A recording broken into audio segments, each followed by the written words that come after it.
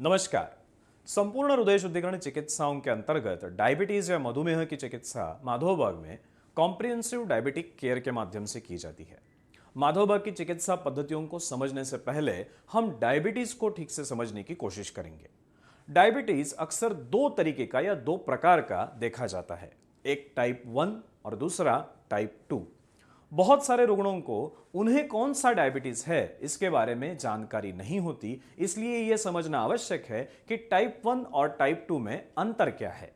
सबसे पहला point, type 1 ये जो डायबिटीज है ये अक्सर सोसाइटी में 5 से 10% लोगों को होते हुए दिखाई देता है। वही टाइप 2 डायबिटीज ये 90 से 95% लोगों को होते हुए दिखाई देता है। दूसरा अंतर यह है कि टाइप 1 का डायबिटीज ये अक्सर शरीर में उम्र के 30 साल के पहले विकसित होता है। वही टाइप 2 डायबिटीज ये उम्र के 30 साल के बाद शरीर में विकसित होता है। तीसरा अंतर यह है कि टाइप 1 डायबिटीज जो है ये रुग्ण पतले होते हैं, यानी उनका वजन कम होता है। वही टाइप 2 के पेशेंट उनका शरीर मोटापा यानी उनके शरीर में ओबेसिटी और उनका वजन ये नॉर्मल से ज्यादा होता है। चौथा और सबसे इंपॉर्टेंट अंतर यह है कि टाइप 1 के रुग्णों में शरीर में इंसुलिन की मात्रा नॉर्मल से भी कम होती है या इंसुलिन शरीर में बनता ही नहीं। वही टाइप 2 के पेशेंट्स में शरीर में इंसुलिन की मात्रा नॉर्मल या नॉर्मल से भी अधिक हो सकती है। अब हम समझने का प्रयास करेंगे कि इंसुलिन का शरीर में काम क्या होता है।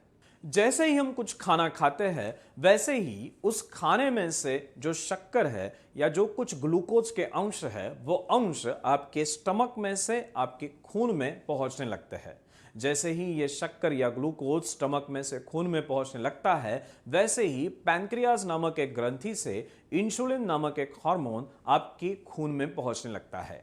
अब हमें यह समझना होगा कि शक्कर की जरूरत हमें खून में या आपकी रक्तवाहिकाओं में नहीं है, बल्कि उस शक्कर का इस्तेमाल मांसपेशियों के अंदर होने वाला है और इसीलिए इस शक्कर को मांसपेशियों के अंदर भेजना बहुत ज्यादा आवश्यक है। इस शक्कर को मांसपेशियों के अंदर भेजने का काम इंसुलिन नामक हार्मोन करता है। हमारे मांसपेशियों के ऊपर जो शक्कर के दरवाजे लगे हुए हैं उन दरवाजों को खोल के शक्कर को खून में से मांसपेशियों के अंदर भेजने का कार्य इंसुलिन नामक हार्मोन करता है। अब डायबिटीज टाइप 2 में होता क्या है?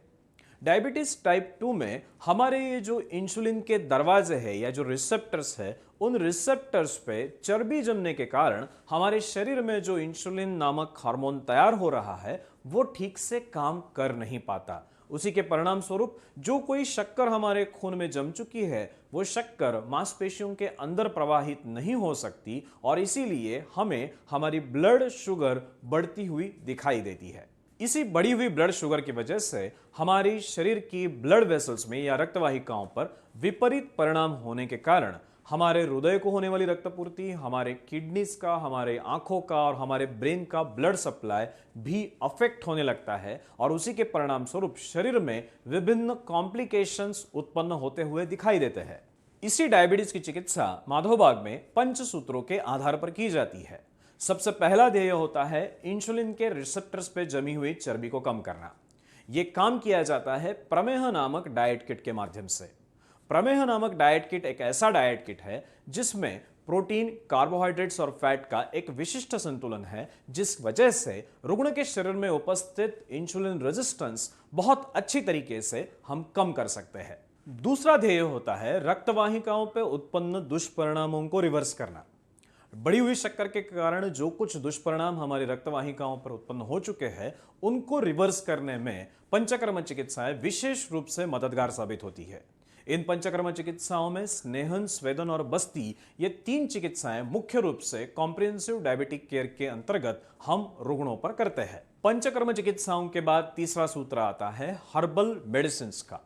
माधोबाग में ऐसे हर्बल मेडिसिन इस्तेमाल किए जाते हैं जिनके वजह से आपके शरीर में स्थित इंसुलिन रेजिस्टेंस कम हो जाए और उसी के साथ साथ आपकी पैंक्रियाटिक बीटा सेल्स का भी ठीक तरीके से पोषण हो। चौथा सूत्र है रेगुलर एक्सरसाइजेस। माधोबाग में डायबिटिक के पेशेंट्स को विशिष्ट एक्सरसाइज करने की सलाह दी जाती है, जिनके वजह से रक्त की शर्करा पे नियंत्रण पाना बहुत ही आसान हो जाता है। इन्हीं 4 सूत्रों का निरंतर पालन करने की वजह से रुग्ण के शरीर में अनुकूल बदलाव दिखाई देते हैं। इन्हीं बदलावों को प्रमाणित करने के लिए माधोबाग में निरंतर जांचों का इस्तेमाल हम करते हैं, जो माधोबाग की चिकित्साओं का 5वां सूत्र है। जांचों में self monitoring of blood glucose और HbA1c के माध्यम से हमें रुग्ण के शरीर में डायबिटीज की स्थिति का अंदाजा आता है। जैसे ही हम देखते हैं कि रुग्ण के खून की शक्कर या ब्लड शुगर लेवल्स कम हो रहे हैं, हम रुग्ण के एलोपैथी की दवाइयां कम करना शुरू करते हैं। धीमे धीमे जैसे माधोबाग की चिकित्साएं शुरू हो जाती है और समय के साथ साथ उसकी शुगर लेवल्स कम होने लगती है, वैसे ही एक दिन आता है जब उस रुग्ण के शरीर की एलोपैथी के ऊपर निर्भरता पूरी तरह से खत्म हो जाती है। ऐसी स्थिति में हम उन रुग्णों को ग्लूकोज टॉलरेंस टेस्ट के लिए भेजते हैं। ग्लूकोज टॉलरेंस टेस्ट एक ऐसी जांच है जिस जांच में रुग्ण को 75 ग्राम शक्कर देने के बाद उसके खून में होने वाले शक्कर के बदलावों को नापा जाता है।